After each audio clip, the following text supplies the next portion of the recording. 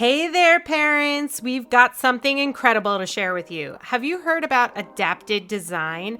They're making a real difference for families with disabled children. Absolutely. They're all about empowering you to adapt toys and products for your child's unique needs.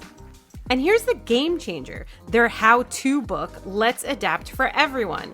It's a guide to DIY adaptations, helping you save big on those expensive adapted products that oftentimes break the bank. Imagine the joy of customizing toys just for your kids. Visit adapted-design.com and let's make every playtime extraordinary. That's adapted-design.com because every child deserves a world of possibilities. You're listening to the Bitching and Bolusing Podcast with Courtney and Brittany. Hello, everybody, and thank you for tuning into the Bitching and Bolusing Podcast. I am Brittany. And I'm Courtney. Today's episode is going to be an addition to our previous episode regarding careers. We're going to focus a little bit more on the mental health side of things. We did touch on it a little bit in the episode prior to this about how losing a career or having to change your career path after having a disabled child, what that looks like and how that can be perceived. Well, we want to talk a little bit further into that, not focusing so much on the career aspect anymore, but talking about how the mental health of a caregiver or a parent can affect our children and how it's kind of on us to preserve and make sure that our children's mental health is in a good state. So let's do some bitching. Yeah. Right. I mean, yeah. There's a lot going on here. There's a lot. And I think through each episode, I've always kind of been a big cheerleader of mental health, right? I've talked about my mental health struggles. I've talked about therapy. I always tell people to go to fucking therapy if you can. Yes. And the problem is that when you really kind of sit back and look at it, there is a massive mental health crisis in our country right now, right? Just across the board. Absolutely. Absolutely. Now you throw in parenting. Let's go down that slope a little bit further. And then you go down parenting a disabled child and, you're right there. And when you really sit back and look at it, Courtney and I fell down a very unfortunate Reddit rabbit hole. It's honestly been the worst rabbit hole I've ever fell down. It was fucking brutal. And the mental health is a hard thing. And so many people are struggling with it. And you look through those Reddit pages and you see just how much they struggle with it.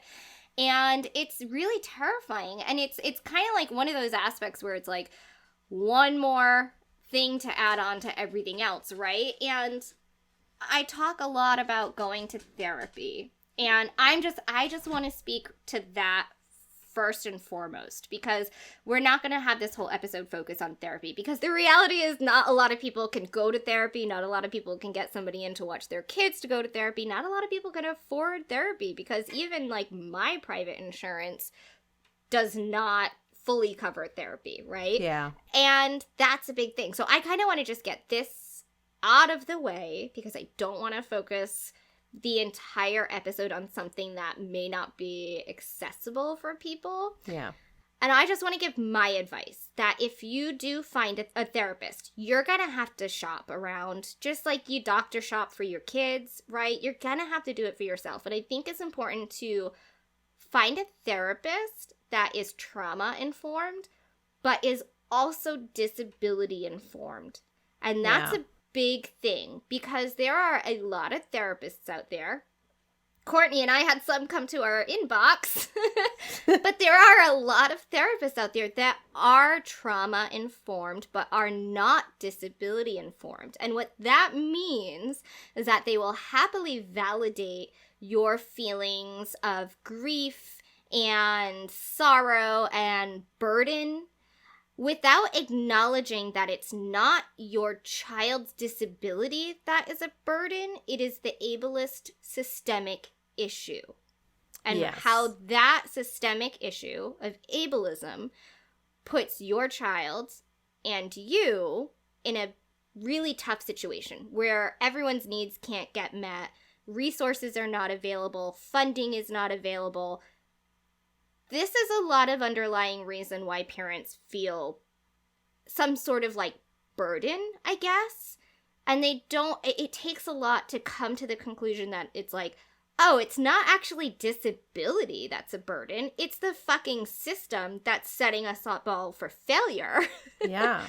And so that's why I'm saying, like, you need to go into an interview with a therapist and say, are you trauma informed?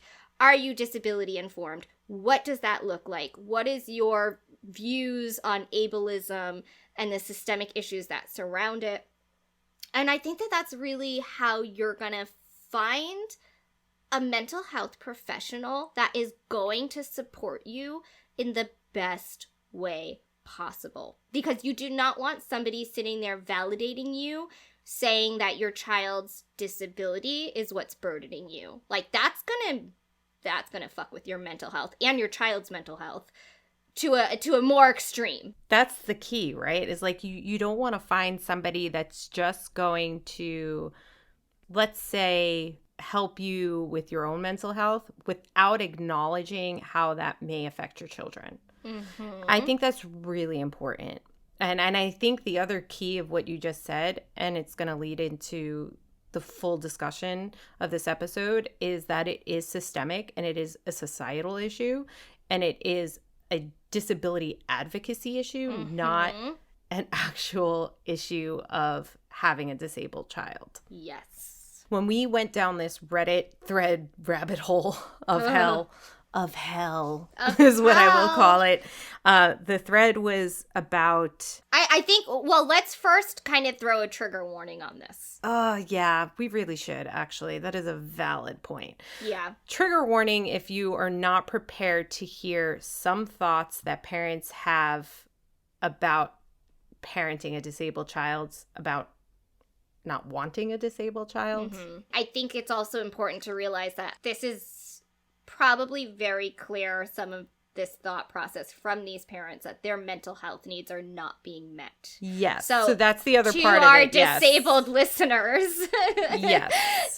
There's like, there's a lot of help that these parents probably need. And this is not like across the board of what all parents think. So yes. That's why, It's why we're talking about it, is because when we read this thread and we read a lot of these comments, it was hard to read them. It was really hard to digest them and to even imagine that these things were actually being said. But after all of it, it was me and Brittany being like, wow, these people need help, because they do. These are unstable minds to think the things that they're thinking. Oh my God. But this thread, there were several. So I think where we can start is maybe with the one that was a disabled child that came in, and now the child is an adult, but the discussion was regarding how they felt that their parents' career and the sacrifice of their parents' career, or all the sacrifices, not just career, essentially made them feel that they had to do literally everything their parents ever asked of them without being able to impose any sort of boundary. Mm-hmm. Now, this one was probably the milder of the threads that we looked at, but was still really heartbreaking, because here is somebody who, and I don't know the status of their disability, whether they were born that way or whatever the case is, but here's somebody who had no control over their disability. Nobody ever does, right? And this person just felt that they could not say no or challenge anything their parents ever needed or wanted, simply because their parents had this narrative of, well, I sacrificed everything for you. It was heartbreaking. It was heartbreaking to imagine that somebody felt so obligated that they couldn't. Boundaries. No like boundaries. You could not just set up boundaries. No healthy boundaries could be set at all. And then when you started to read further down, it was more disabled individuals coming in and being like, oh yeah, same. Or like, I have a strange relationship with my mom now because now I recognize this, or, you know, like all these other people coming into the comment section, and it was eye-opening. That's my personal journey, is starting to recognize and forcing myself to recognize that what I say and what I do has consequences beyond me, meaning what I'm saying and what I'm doing in front of my children, not just Lino, who's disabled, both my kids, is going to influence them as adults. It's just true. And I want to preserve their mental health as much as possible. I don't want them to ever feel guilt or shame. But here was this thread of just all these disabled individuals being like, oh yeah, I've got all the shame and all the guilt and all the, just the trauma of literally just being disabled from their parents. There were like people in there that were almost regretting their own existence. Yeah. And like feeling like they weren't worthy. Yeah. Of like the sacrifices that the parents had to make, quote unquote, because of the person's disability. When again, the whole common thread here is it's not the disability, it's the ableist. It's society.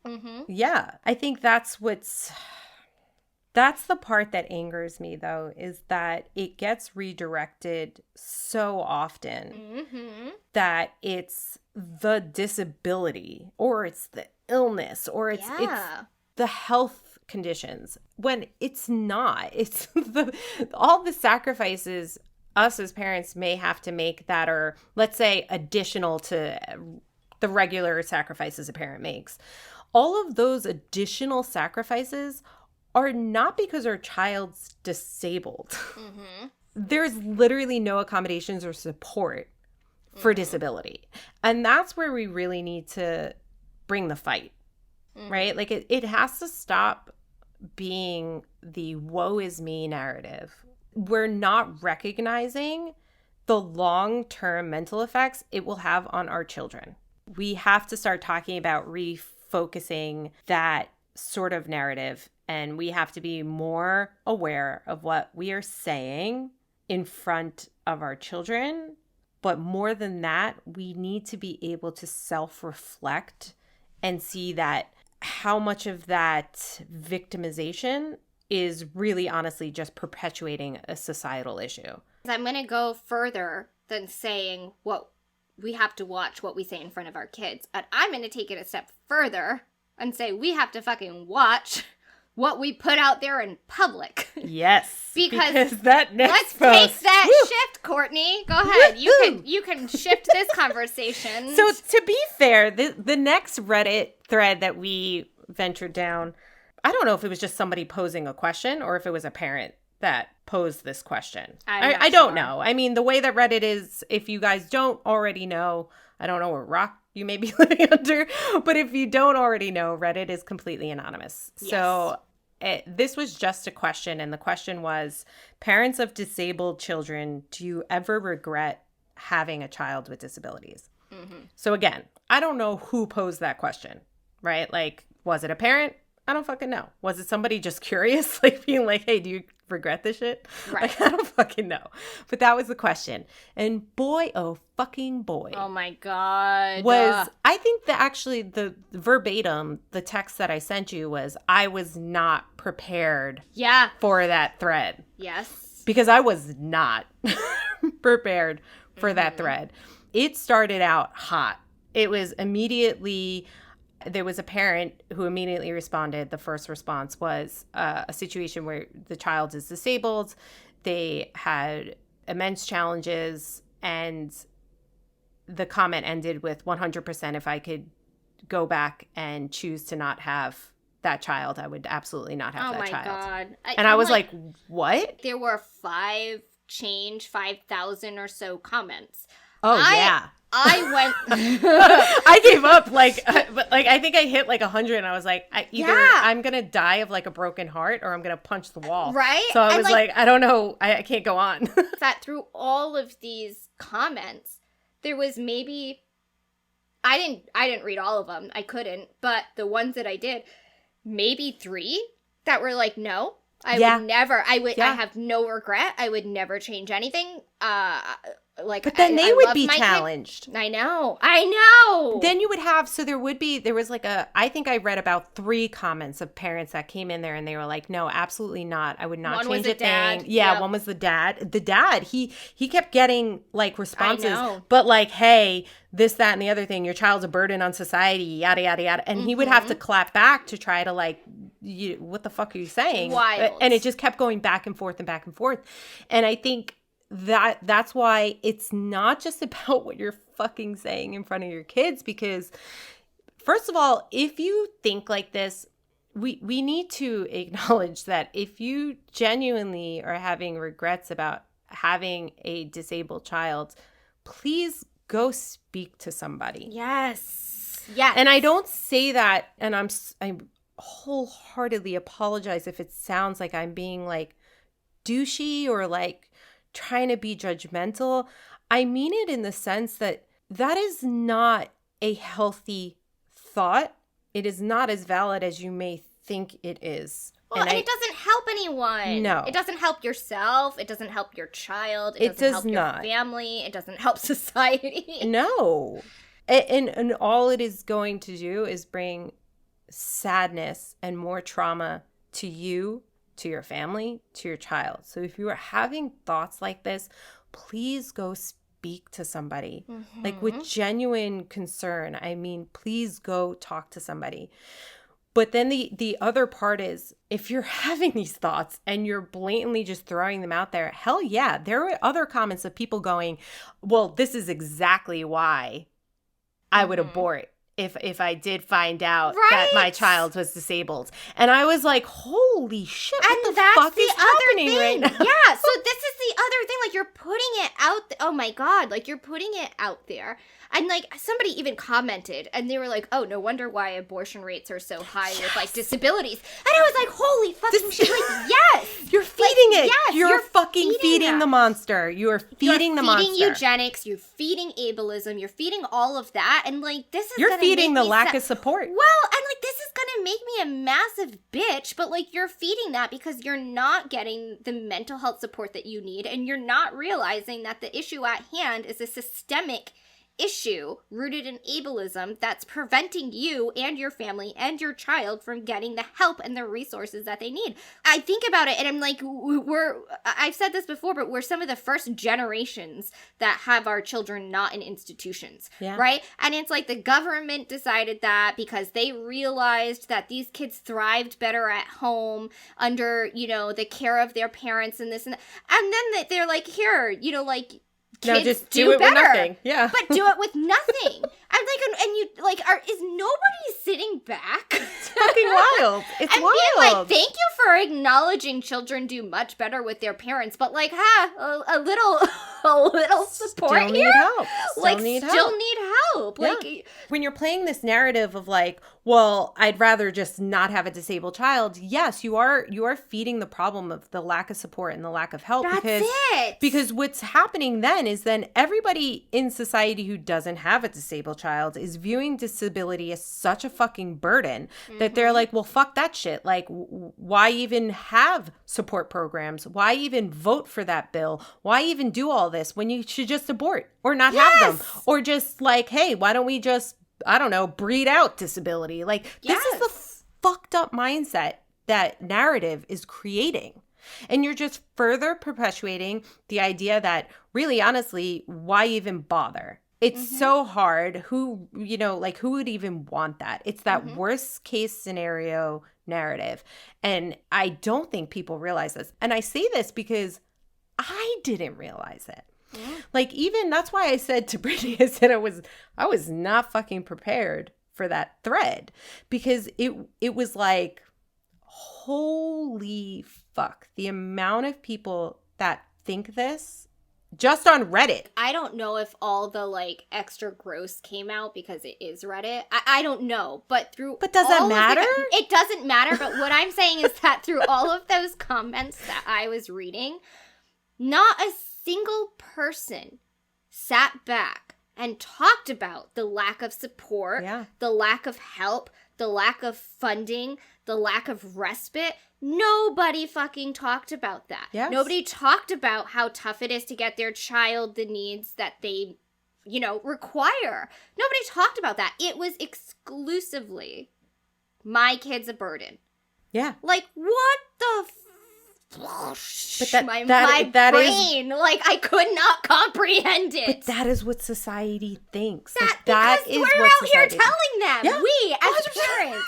We as parents. And why wouldn't you listen to the parents of disabled That's children what I mean. telling you that it's the worst fucking thing ever? Like, of course, if somebody is saying that and the people who are caring for these children are saying that, why the fuck would you not think that? I have to confess something. So, like, I have this vivid memory. Literally, I remember I was 16. I was in high school. I was in my kitchen with my two best girlfriends. And I don't recall why this conversation came up. And I did not think about this conversation until I had Lino. But I distinctly remember saying, well, if I ever was going to have a child with Down syndrome, I'd abort it. Now, mind you, I'm 16, right? So I don't even fully understand any of this. I'm a child, but I am 16. And I remember saying, like, I can never do that. But that's also the narrative you've heard. Precisely. But think about the fact that even at 16, I was already conditioned to think that. And Indoctrination. mind you, let's remember, I had disability exposure my whole life. Yep. I really did. I grew up with my uncle. I grew up with another uncle who had an MS, was in a wheelchair. Like, I had disability exposure my whole life. But for some reason at 16, I was convinced it was the worst thing I would ever want. And I would never want a disabled child. At 16 years old, Brittany. And the thing is I never even thought about that again. Like, even when I did genetic testing with Lino. And even then, I never had the intent of aborting. I don't want to get into why I may or may have not have done that. I feel like that's a whole different conversation in and of itself, why I chose to. But I never went into having a child with the idea of, like, I'm going to abort this child if it has some sort of disability or health condition. But I also didn't even think about when I said that at 16 years old until I actually had a disabled child. It was like, what the fuck was I thinking? Because that's what I was thinking when I brought back this memory is, how could I think like that? But it comes back to what we're talking about right now, right? So now, mind you, also the other thing is, growing up, even though there was less kids institutionalized, even at the age of me growing up, those kids were isolated at home.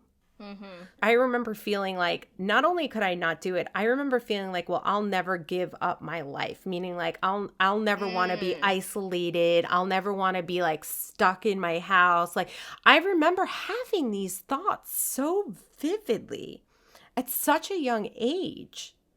We need to acknowledge that narrative is what society indoctrinates. It's true. It's so funny that you are telling me this story, because I was the opposite. And the reason why I was opposite, here's my story, is because when my mom was pregnant with me, she was older. And they told her that I was going to have Down syndrome. I think that they even went through, like, all of the testing back then that they could do. And it did, like, show that I would. I don't know if it was, false or whatever. But they told her, they're like, you're going to have a child with Down syndrome. You need to abort this baby. Oh my God. And my mom was like, absolutely not. And they were like, no, really, you need to abort this baby. And it was, like, literally a fight, an argument between her and her doctor. And my parents have told me this, and they were like, it was the most stressful 9 months of their lives, because they knew whatever would happen, but they were terrified because they didn't feel prepared or supported. Well, yeah. Right? And this is like, this is back then, right? Society doesn't do either of those things like that. And so, like, my mom telling me this and, like, seeing my mom be like, no, we're going to do whatever we have to do. We're going to love this baby. This baby's going to be perfect in their own way. And that's all that matters, you know? And I never had the thought of like, oh, I can't have a disabled kid. I remember even when, like, we also did the genetics testing. I don't actually know if I knew that you didn't have to do the genetics testing. That's a valid point. With the first time, I felt like I had to. I like, still, I was I don't think it was like, it wasn't really like you can do this or you don't have to. I think it was like, okay, well, here, go get your 18 vials of blood. Like, oh my God. You know? So I didn't know, but like, I remember being very much whatever is going to happen and it'll be fine and we'll love any baby, you know, that we have.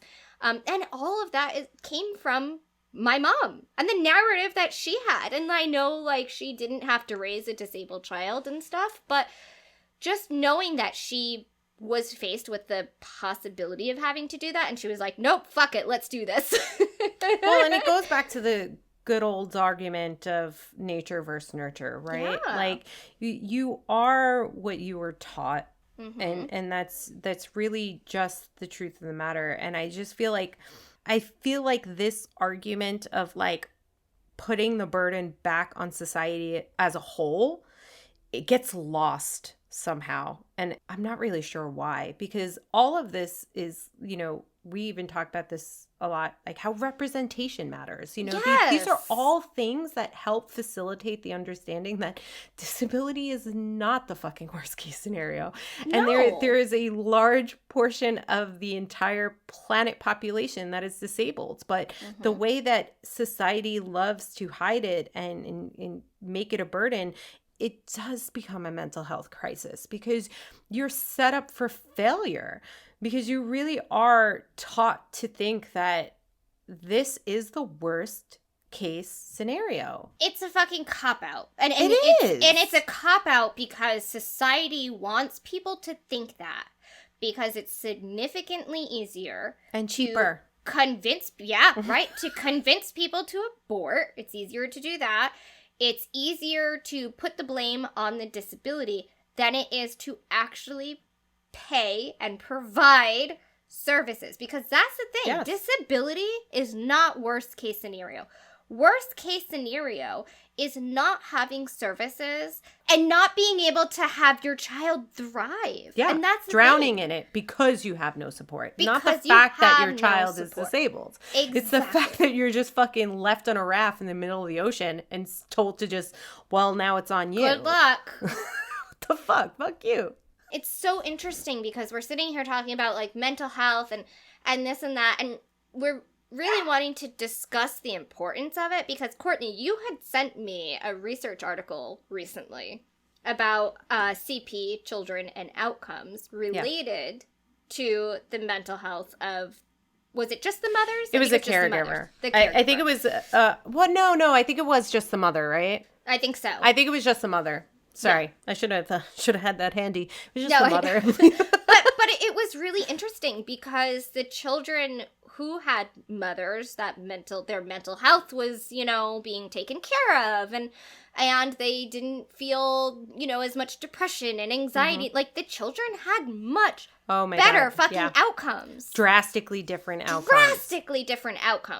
That's why I sent it, because I was like, this is the whole point. Like if you're not treating your own mental health and you're not able to get that help, we can go on and on and on about just the inaccessibility and availability of resources, even for, you know, parental mental health. But if you're not focusing on that and you don't take charge of that in some shape or form, I'm sorry, it will affect your children. Mm-hmm. And although this study was specifically about CP, this really does carry over to just your children. If you're a parent, you know, it that gets lost also, which could be a whole different other topic of discussion, because I think a lot of parents in general are set up for failure because of how society makes it seem parenting is. There really is no real support out there. I had severe PTSD after Cyrus was born. It was bad. bad, bad, bad. And nobody was helping me. And I had to go and find a therapist. And like, let me tell you, thank God I did, because I don't know if I'd be here if I didn't. And that's the reality, is that like, I had very clear signs of significant mental health distress.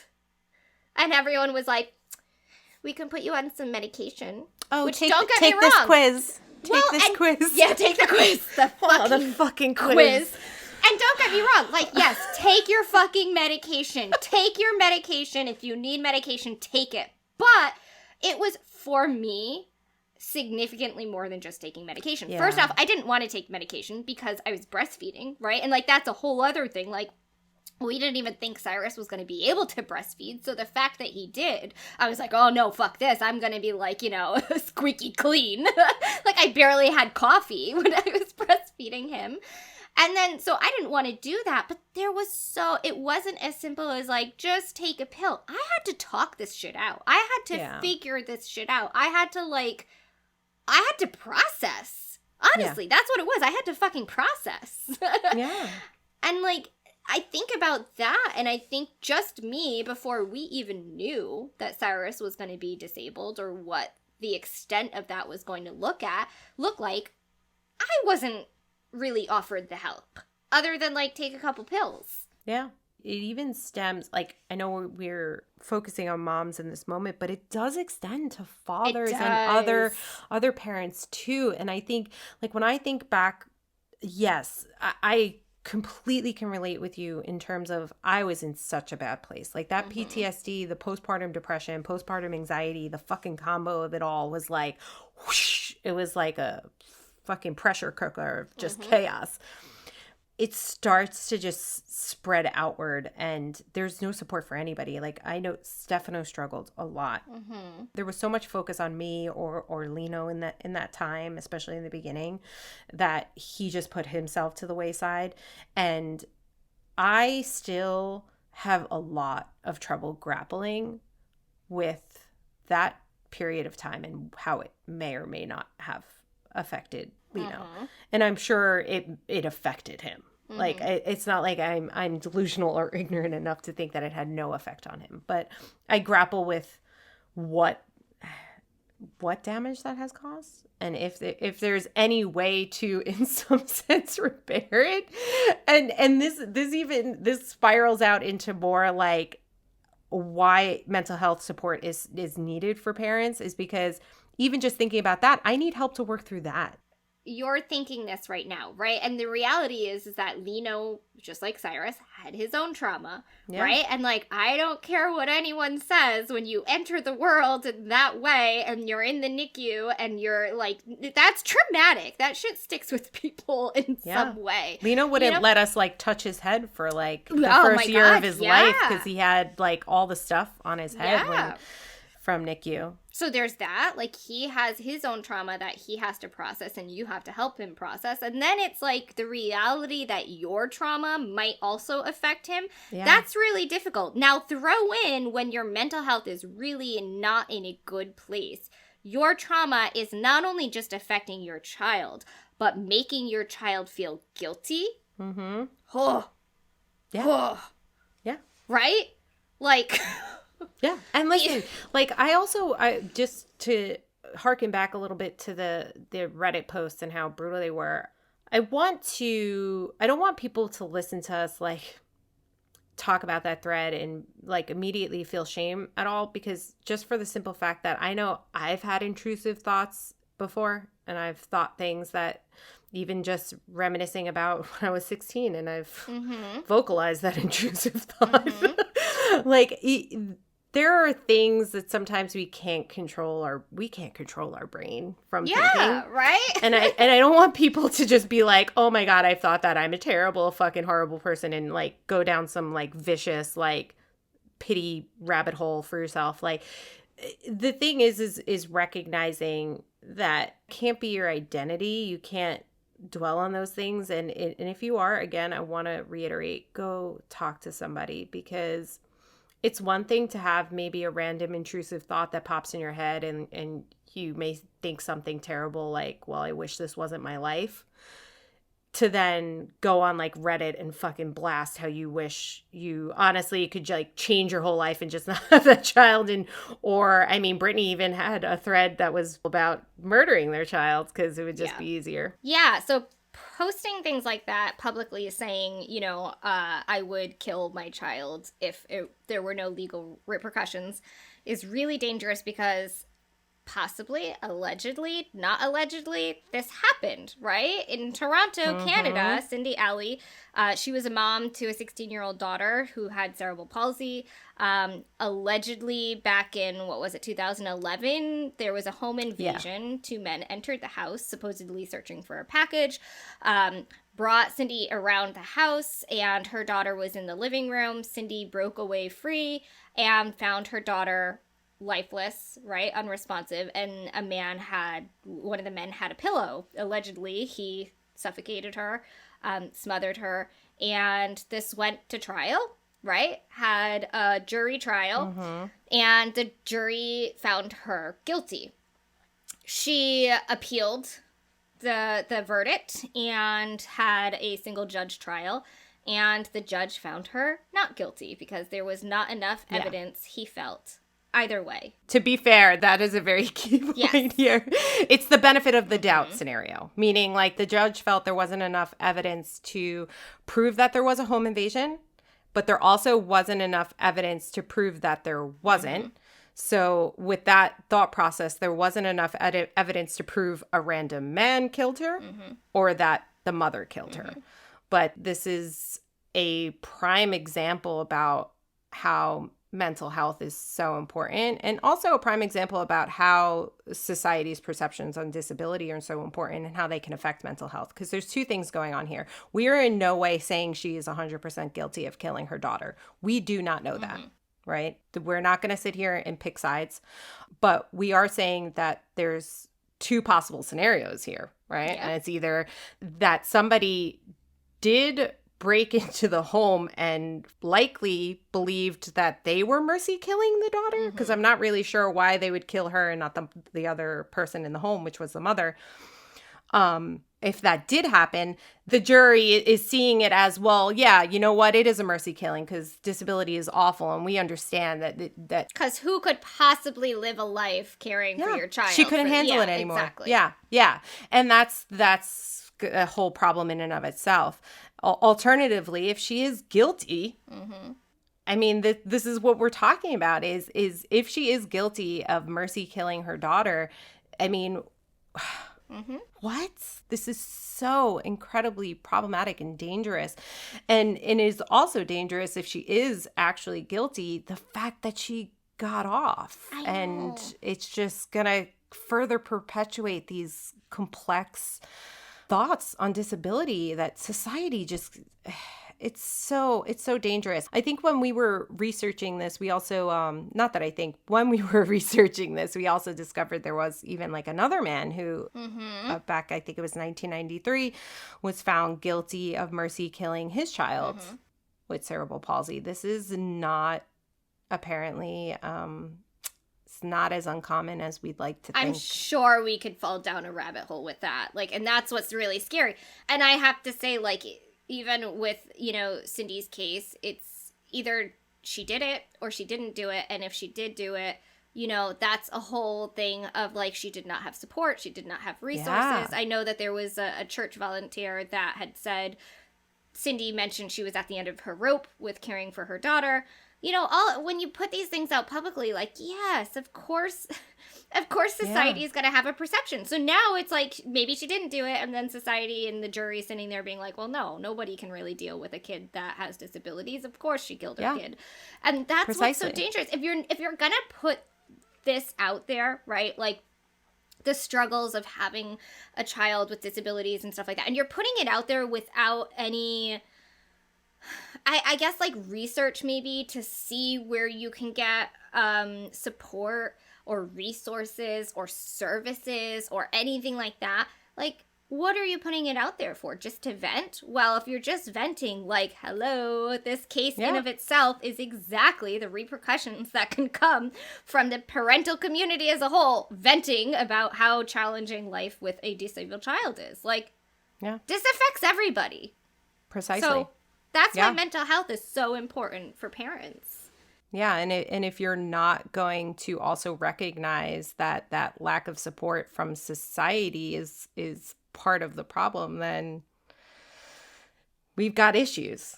Yeah. Realizing maybe you have to focus on your mental health. Yeah.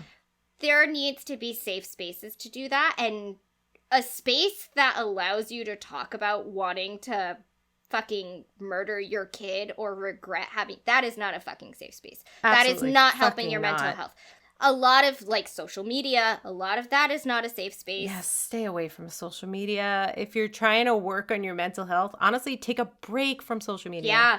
Then you fall into, like we just talked about at the last episode, you fall into that fucking echo chamber, right? Of like when you enter into these spaces that allow you to maintain a narrow perspective of the struggles you're facing, the struggles your child's facing, like you can't heal from that. You cannot heal from one narrow perspective. Let me tell you what, the biggest moments of healing for me have been when my therapist sat down and has been like, let's reflect on this and let's come at this from a different viewpoint.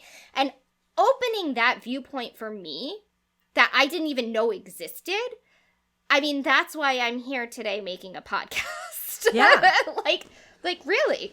We were talking about this before, the trickle-down therapy. Brittany's therapy is my therapy. And, I know it's hard to disagree on opinion. I know that can be hard. And I know that sometimes being made aware of your actions that may be negative, I know that's all hard, but it is really important to allow that and to embrace that on some level. If you are creating that echo chamber, you are not healing. No. You are honestly making it worse. And it's a big ask. I think we can both agree it's a big ask, right? Because we are very hyper-focused on making sure our child's needs are met and that they're safe and this and that. Like, we want all of that. And when we're doing that in a environment that doesn't provide us the proper resources to do that to like the best extent, like we really are fucking surviving out here sometimes, like because we're having to like bring a whole bunch of crumbs together and try to form something of it in a society that's not providing exactly what our children need. And so when we're doing all of this and we're just trying to survive, it's a super big ask to say like, hey, your mental health matters too. But I also think it doesn't even have to extend as far as going to therapy. I think everyone needs therapy. I don't care if you're anti-therapy. I don't care if you don't think that you need fucking therapy. Everyone needs therapy. Everyone needs to see a therapist. Like, my husband is like the most relaxed human being in the planet. Like, I don't understand. This man barely has an ounce of anxiety in his body. He needs fucking therapy. Like, we all do. Everybody can benefit from therapy. But I'm not even saying that you have to go to that extent right away. I am saying do your own type of therapy, right? Sometimes that is just being like, maybe I can see this from a different perspective. Yeah. We say it time and time again, every episode, listen to disabled voices, but your whole perspective on disability will significantly change if you start making those little steps of listen to disabled voices. And it's even to the point where when you start making these small changes and start changing the narrative of why having a disabled child is challenging, it's not the disability, it's the systemic ableism. When you start acknowledging that, and then you start talking about that, a really incredible thing happens where other people don't see your disabled child as a burden. Yep. And like, I am living proof of that, right? I have family who, because of the way that I see things, because of the way that I realize that the challenges we are faced with has nothing to do with Cyrus's disability, but has everything to do with a fucked up system, all of our family, they start to see it. And it's really an incredible thing when they'll sit back and they'll be like, holy shit, they really don't make it easy for disabled people, huh? Yeah. And it's like, that's it. That's the point.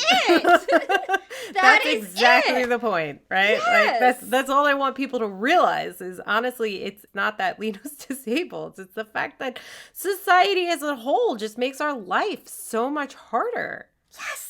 Because we can do all the things. We can do what we want. We can have a beautiful, fulfilling life. What is stopping us is all those barriers that society creates. It's the inaccessibility. It's the lack of support. I mean, it's those things that fucking suck. And how much do parents feed into that when there's 5,000 comments on one thread saying, I regret my child because they're disabled? Like, how much are we feeding into this? Like, I know people sit back and especially, I feel like especially me, I'm the bad cop. We talk about this a lot. But like, really, we cannot be part of the problem. We cannot be part of that problem. No, I mean, listen, the disabled community, our children already have enough to deal with. We don't need to be adding to it. No, we can't be perpetuating everything that society thinks about disability, everything that society thinks about our kids.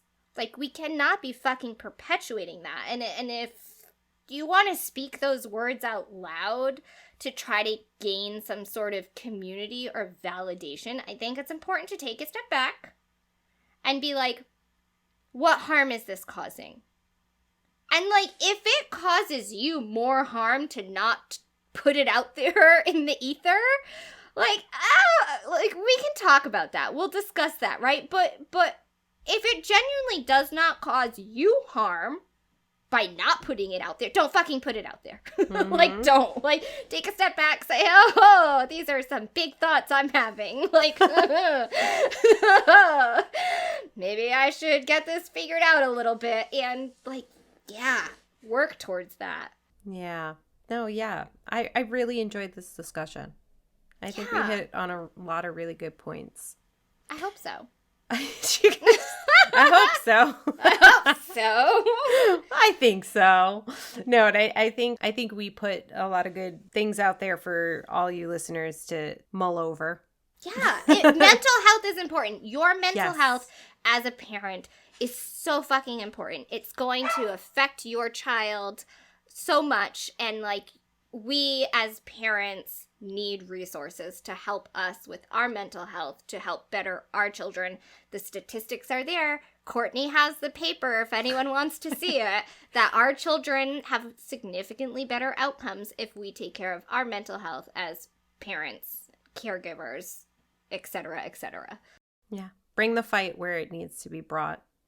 Oh. And let's not continue to just victimize ourselves. It really honestly does no good for us, for our kids, and for society. Amen, sister.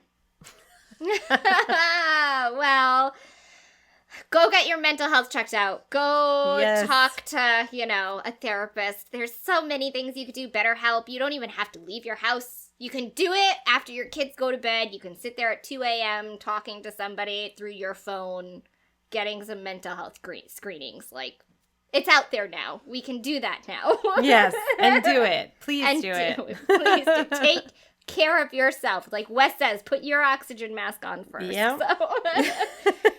We hope that you enjoyed this episode, and we hope that you're doing well out there. And if anyone is really genuinely struggling with mental health, Courtney and I are also always here to talk. Like, we're happy to help, right? Like, as best we can. As best we can. I am certainly no therapist, but I'll certainly help. But we are some open ears with some different viewpoints from the norm. So, yes.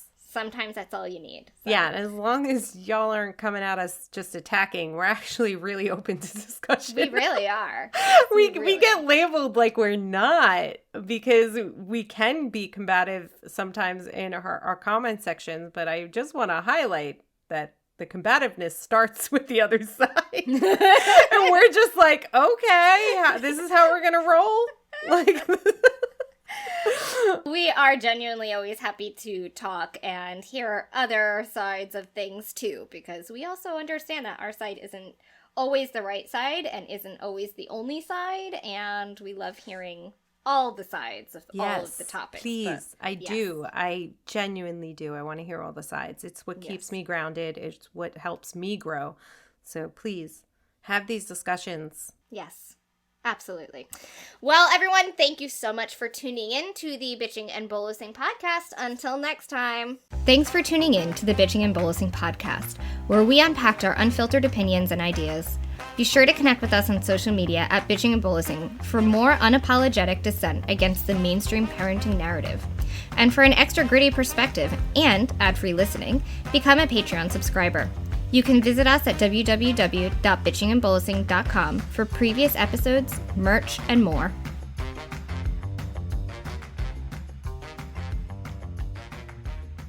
Hey, incredible parents! I have a special message about the Recess Project. Imagine every child having the chance to play freely. The Recess Project is on a mission to transform school playgrounds into inclusive spaces for kids with disabilities. They work with schools and communities, fundraising to make school playgrounds more accessible. They're making a real impact, and you can be a part of it. Head to their website, therecessproject.org, to donate, and let's make recess accessible for all children. We're not just talking about it, we're actively supporting a cause that matters. So join us in backing the Recess Project and creating inclusive playgrounds, because every child deserves a playground where they can just be kids.